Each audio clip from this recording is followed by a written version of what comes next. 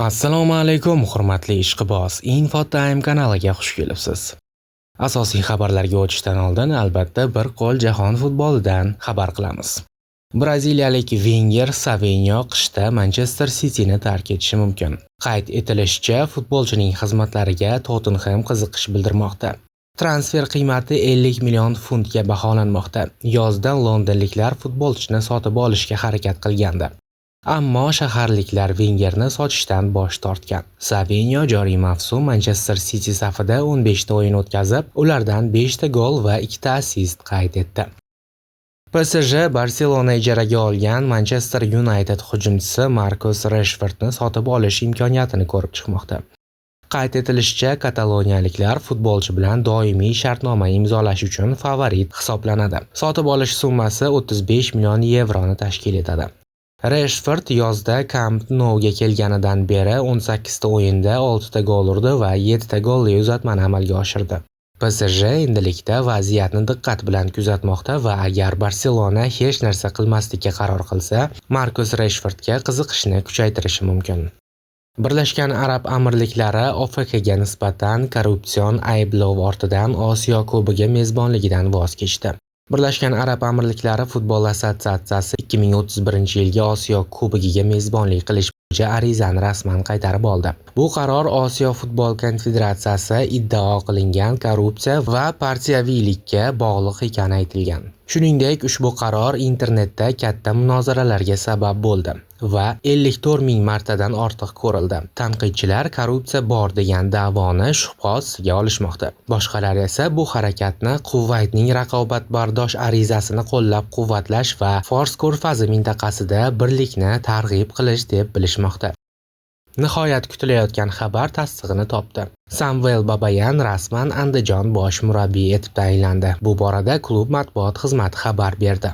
Rasmiy xabarda shunday deyiladi: yangi mavsumda o'z oldiga ulkan maqsadlarni qo'yayotgan Andijon jamoamiz bosh murabbiy masalasini hal qildi. O'zbekiston futbolida o'z o'rniga ega bo'lgan tajribali mutaxassis Samvel Babayan Andijon bosh murabbiy etib tayinlandi.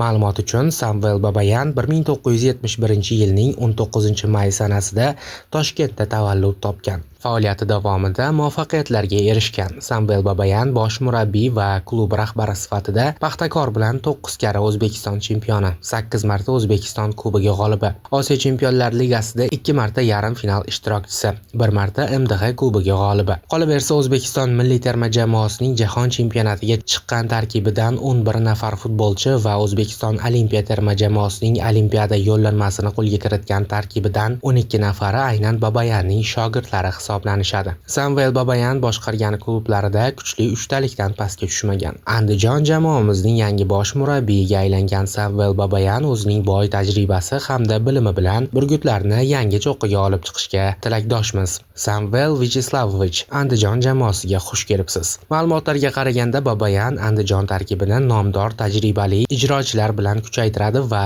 jarayon boshlab yuborilgan. Voqealar rivojini kuzatamiz. Yakunlangan mavsumni Navbahorda o'tkazgan Jamshid Boltaboyev faoliyatini Vodiyning boshqa bir jamoasida davom ettirishi mumkin.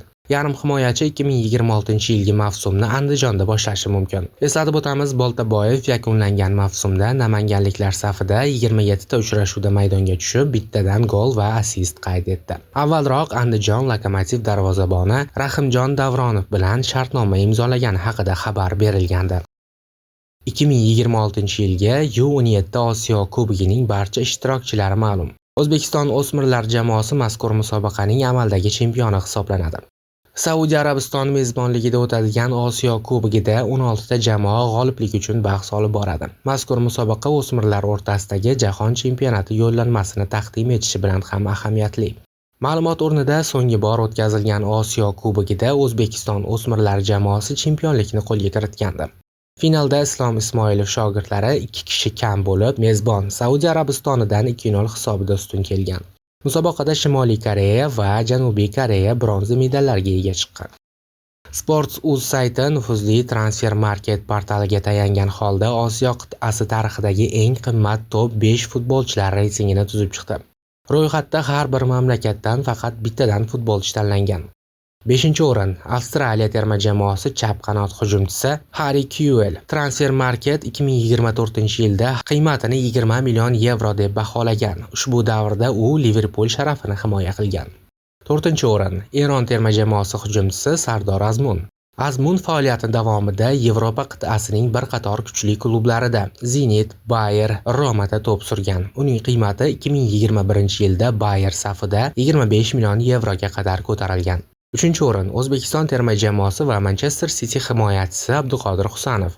Transfermarkt ekspertlari Husanovning qiymatini joriy yilda 35 million yevro deb belgiladi.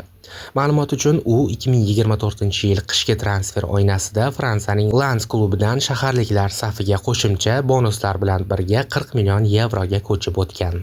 2-o'rin Yaponiya terma jamoasi a'zosi Takefusa Kubo. Ispaniya La Ligasining bir qator klublarida o'ynagan Takefusa Kubo 2023-yilda Transfermarktda 60 million yevro qiymat bilan qayd etilgan. Hozirda Real Sociedad futbolchisi bo'lib, uning narxi 30 million yevroga teng. 1-o'rin Osiyo tarixidagi eng qimmat futbolchi Son Hyon-min. Uzoq yillar davomidagi Tottenham jamoasida to'p surgan Janubiy koreyalik futbolchi hozirda MLS da faoliyat yuritmoqda. Transfermarkt Son Hyon-minning eng yuqori qiymatini 2020-yilda 90 million yevro deb ko'rsatgan. Shu tariqa u Osiyo tarixidagi eng qimmat futbolchi sifatida qayd etilgan. So'nggi paytlarda O'zbekiston terma jamoasi safida va Persepolis klubida ajoyib harakat qilayotgan Oston O'runov futbol jamoatchiligining e'tiborini tortmoqda. Eronlik murabbiy Ali Mansuryan O'runovning o'yinini qayta ochilib, Persepolisda o'zining eng yaxshi holatiga qaytganini ta'kidladi. O'runov kabi texnik jihatdan kuchli futbolchilar murabbiydan avvalo ishonch va hurmat kutishadi. Bunday o'yinchilarni cheklash emas, balki ularga maydonda erkin harakatlanish imkonini berish kerak. Chunki u o'z texnikasi orqali raqibning 2-3 nafar futbolchisini osongina aldab o'tadi, dedi murabbiy Shabxaya futboli dasturida. Ijtimoiy tarmoq foydalanuvchilari esa shunday izoh qoldirishgan. Yevropa futbolidan misol keltiradigan bo'lsak, Vinicius Juniorning Carlo Ancelotti davridagi o'yini bilan hozirgi Xavi Alonso davridagi o'yinlar o'rtasida sezilarli farq bor.